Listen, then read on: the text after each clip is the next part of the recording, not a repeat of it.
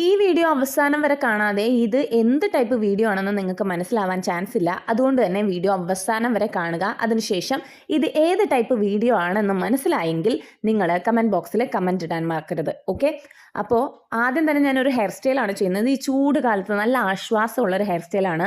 Ponytail കിട്ടിയതിന് ശേഷം അതെന്ത് ചെയ്യുക, നന്നായിട്ട് പിന്നി ബൺ പോലെ ആക്കിയിട്ട് ക്ലച്ച് ക്ലിപ്പ് വെക്കുക. നല്ല സെക്യൂർ ആയിട്ട് ഇരിക്കുകയും ചെയ്യും. നമുക്ക് ചൂടിൽ നിന്നും നല്ല ആശ്വാസവും കിട്ടും. ആ കിട്ടിയ ആശ്വാസമാണ് ഡാൻസിന്റെ രൂപത്തിൽ നിങ്ങൾ ഇപ്പോൾ കണ്ടുകൊണ്ടിരിക്കുന്നത്. തുള്ളിച്ചാടി കഴിഞ്ഞപ്പോഴാണ് ഞാനൊന്ന് ഓർത്തത്, ഇത് ഞാൻ തന്നെ ഡിസൈൻ ചെയ്തതാണല്ലോ, അത് നിങ്ങളെ ഒന്ന് കാണിച്ചു തരാമെന്ന് വിചാരിച്ചു. വളരെ കുളമായതുകൊണ്ട് പുറത്തേക്ക് എങ്ങും ഇടാൻ പറ്റില്ല, വീട്ടിൽ തന്നെ ഇടാം. നമ്മുടെ കുട്ടി പൂള് വെള്ളം ഒഴിച്ച് 2 ദിവസം മുമ്പാണ് കാലിയാക്കി ഇട്ടത്. കുറച്ചധികം അഴുക്ക് നിറഞ്ഞിട്ടുണ്ടായിരുന്നു, ഓപ്പൺ പൂളാണല്ലോ, അതുകൊണ്ട് തന്നെ അഴുക്കുണ്ടായിരുന്നു. അപ്പോൾ കാലിയാക്കി ഇട്ടിരിക്കുകയായിരുന്നു. അപ്പോഴാണ് നമ്മുടെ വേനൽ മില നാക്കുളുക്കിയതാണ് വേനൽ മഴ നമ്മൾ പ്രതീക്ഷിക്കാതെ വന്നത്. അപ്പോൾ ഞങ്ങൾ മഴ നനഞ്ഞ ഡാൻസ് കളിച്ച് ഒരു കുളിയും അങ്ങ് പാസ്സാക്കി. സത്യത്തിൽ ഇന്ന് ഞാൻ കുളിക്കാൻ ഉദ്ദേശിച്ചതേയല്ല, പക്ഷേ മഴ കണ്ട കുട്ടിയുടെ ആ ആക്രാന്തം എന്നിൽ നിറഞ്ഞു. അങ്ങനെ ഞാൻ മഴ നനഞ്ഞു. അപ്പോൾ കുളിക്കാതെ വേറെ നിവൃത്തിയില്ല, അതുകൊണ്ട് കുളിച്ചു.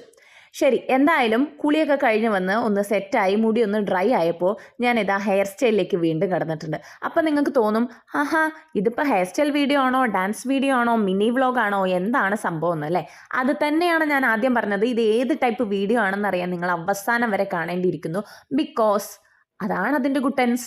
അപ്പോൾ ഈ ഒരു ഹെയർ സ്റ്റൈൽ ഉണ്ടല്ലോ, ഇത് ചെറുപ്പം തൊട്ടേ എൻ്റെ ഫേവറേറ്റ് ഹെയർ സ്റ്റൈലാണ്. ഏകദേശം 7th സ്റ്റാൻഡേർഡ് മുതൽ ഞാൻ ഈ ഹെയർ സ്റ്റൈൽ ട്രൈ ചെയ്യുന്നുണ്ട് കേട്ടോ. എനിക്കൊരു ആൻറ്റിയാണ് ഇത് പറഞ്ഞു തന്നത്. എൻ്റെ അമ്മയുടെ കസിനാണ് ഈ ഹെയർ സ്റ്റൈൽ എനിക്ക് പറഞ്ഞു തന്നത്.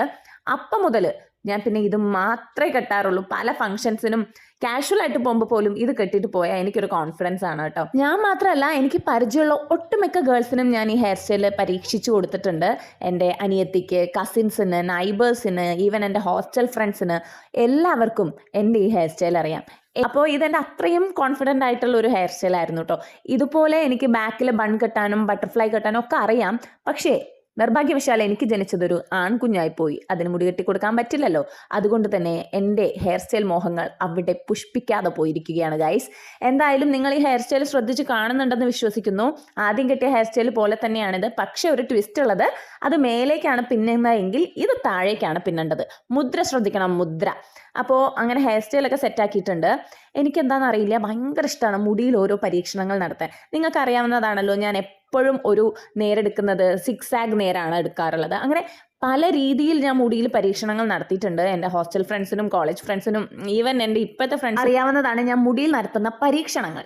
എന്തായാലും ഈ ഹെയർ സ്റ്റൈൽ നിങ്ങൾക്ക് ഇഷ്ടപ്പെട്ടെന്ന് വിചാരിക്കുന്നു. അപ്പോൾ ഇന്നത്തെ ടാസ്ക് അറിയാലോ, ഇത് എന്ത് ടൈപ്പ് വീഡിയോ ആണ് എന്നാണ് നിങ്ങൾക്ക് മനസ്സിലായത് എന്ന് കമൻറ്റ് ചെയ്യാൻ മറക്കണ്ട. അപ്പോൾ അടുത്ത വീഡിയോയിൽ കാണാം. Bye bye.